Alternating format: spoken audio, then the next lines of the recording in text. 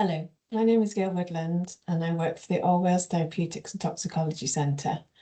Part of my role is supporting the national work on the IPFR process in Wales. This session will focus on the review process as part of the IPFR policy and has been developed in collaboration with the IPFR Policy Implementation Group.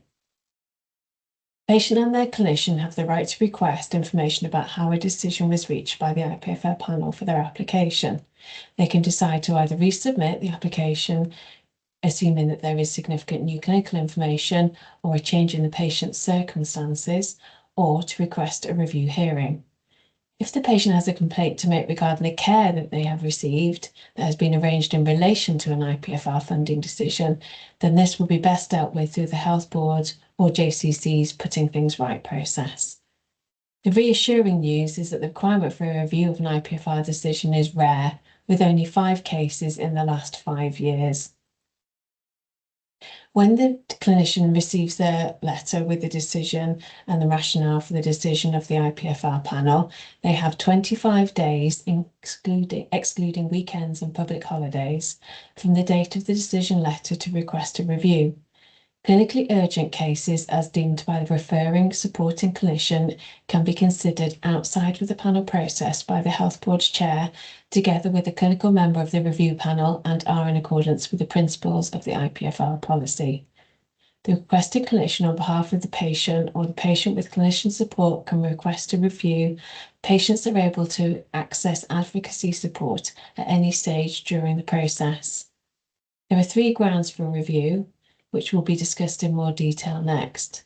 To note, however, that the review is not used to assess the merits of the decision and will not consider any new information. This would fall into the category of a new submission or reapplication to panel. The 3 grounds for review are: Ground 1, the Health Board or JCC has failed to act fairly and in accordance with the All Wales policy on making decisions on individual patient funding requests. Health boards and JCC are committed to following a fair and equitable procedure throughout the process. A patient who believes they have not been treated fairly by the Health Board or JCC may request a review on this ground. This ground relates to the procedure followed, for example, adhering to specified timescales, providing adequate reasons for a decision, etc., and not directly to the decision. And it should be noted that the decision with which the patient does not agree is not necessarily unfair. If the request made stated that the reason for the request is that the panel failed to act fairly as a patient is or has a particular factor that should have been considered, if this has not been previously disclosed in the application, then this would be new information and the grounds for the review would not be met. Ground 2 states the Health Board or JCC has prepared a decision which is irrational in light of the evidence submitted. The review panel will normally consider a review request against the merits of the decision reached by the Health Board or JCC. However, a patient may request a review where the decision is considered to be irrational or so unreasonable that no reasonable Health Board or the JCC could have reached that conclusion.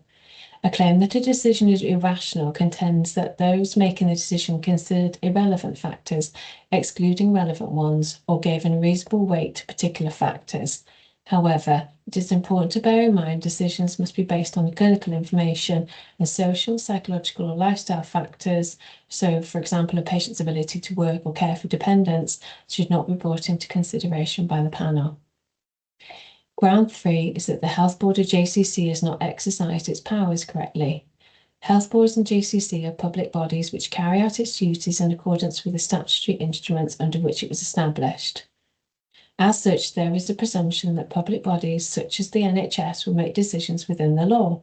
A patient may request a review on the grounds that the Health Board or JCC has acted outside its remit or has acted unlawfully in any other way.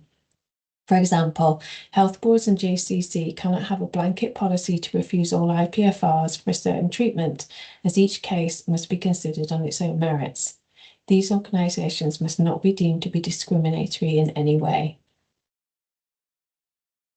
The review panel will consist of a Health Board Independent Board Member, lay, Chair of the review panel, Health Board Independent Board Member with a clinical background, a Health Board Executive Director or Deputy with a clinical background, a representative from GLICE, independent statutory body for people in Wales, and chair of the local medical committee or deputy. As the JCC is a collaborative committee arrangement to support all health boards in Wales, it is not able to constitute a review panel. JCC will therefore refer any request it receives for review of its decisions to the health board in which the patient resides. The JCC representative who was not involved in the original panel will become a member of the review panel on those occasions. None of the members of the review panel should have had any prior involvement in the original submission. Once appointed, the review panel should act impartially and independently. The health board should ensure that no member has any interest that may give rise to a real danger of bias. In terms of process, once submitted to the IPFR team, the review request form will be checked for completeness and must include the aspects of the decision under challenge and detailed grounds of the review request. The chair of the review panel must be satisfied that it falls under one or more of the grounds upon which the review panel can hear the review. They may refuse to consider a review that does not include all of the information required to meet the ground or grounds for review. Once satisfied, a review panel will then be convened. At the discretion of the panel, patients and/or their unpaid representative may attend review panel hearings as observers, but will not be able to participate.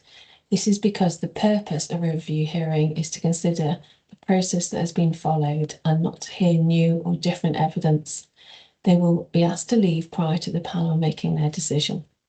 The review panel can either uphold the grounds of the review and ask the original IPFR panel to reconsider the request, or not uphold the grounds of the review and allow the decision of the original IPFR panel to stand.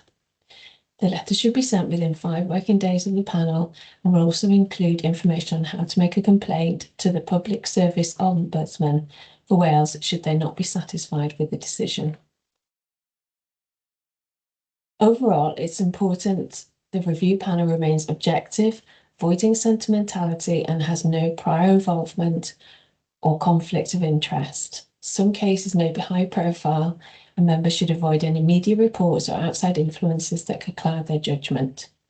The panel should focus on the grounds for review. They're not there to review the decision or overturn the decision, and should not allow any new information to be considered, as this would be grounds for reassessment.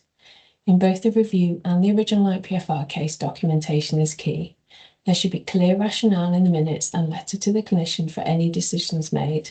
Everything that was considered in the meeting should be documented. Thank you for your time.